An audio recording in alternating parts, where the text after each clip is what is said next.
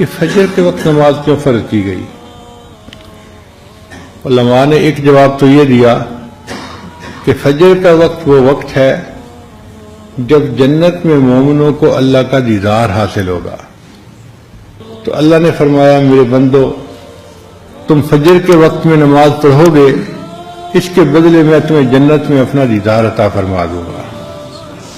اور بعض نے فرمایا کہ اللہ نے فرمایا میرے بندو تم دن کی ابتدا میری عبادت سے کرنا، میں سارا دن تمہارے کاموں میں تمہاری مدد کروں گا۔ لہذا جو بندہ فجر کی نماز ادا کرتا ہے سارا دن اس کے کاموں میں اللہ کی مدد شامل حال رہتی ہے۔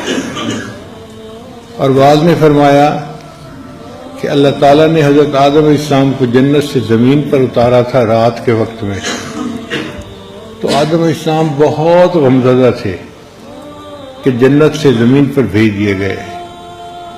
پھر جب صبح کا اجالا ہوا تو ان کو تھوڑی امید لگی کہ میں کسی تاریک خانے میں نہیں آیا، یہاں بھی دن کی روشنی ہے۔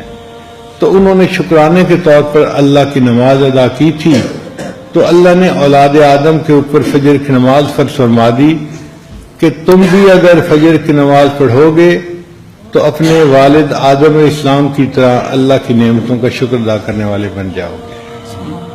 اور بعض علماء نے اس کی یہ وجہ بتائی کہ حضرت یوسف علیہ السلام کو جب بھائیوں نے کنویں میں ڈالا تھا وہ بچے تھے، بچہ چھوٹے دل کا ہوتا ہے، پھر ان کو بھروسہ تھا اپنے بھائیوں پہ یہ میری حفاظت کریں گے، بھائیوں نے کنویں میں ڈال دیا۔ اب جب کنویں میں ان کو ڈالا تو اس وقت 3 اندھیرے تھے، ایک رات کا اندھیرا، ایک کنویں کا اندھیرا۔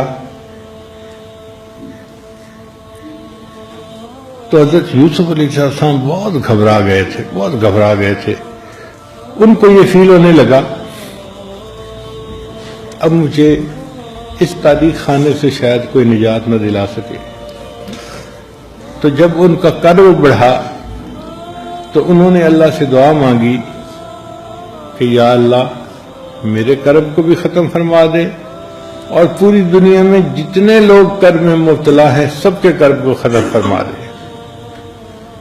مفسرین نے لکھا ہے اللہ تعالیٰ نے یوسف علیہ السلام کی دعا کو قبول کر لیا، اس لیے جو صبح کا وقت ہوتا ہے نا، اس وقت ہر بیمار کی بیماری کم سے کم درجے پہ آ جاتی ہے، فاسٹنگ شوگر بھی کم ہوتی ہے، اس وقت میں بلڈ پریشر بھی لوگوں کا ٹھیک ہوتا ہے، بڑے بڑے مریضوں کی کیفیت بہتر ہو جاتی ہے۔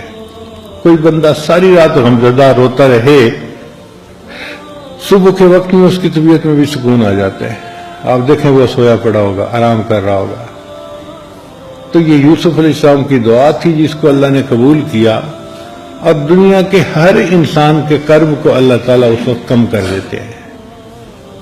اب جب یوسف علیہ السلام نے فجر کا اجالا دیکھا تو انہوں نے اللہ کے حضور نماز ادا کی شکرانے کے طور پہ۔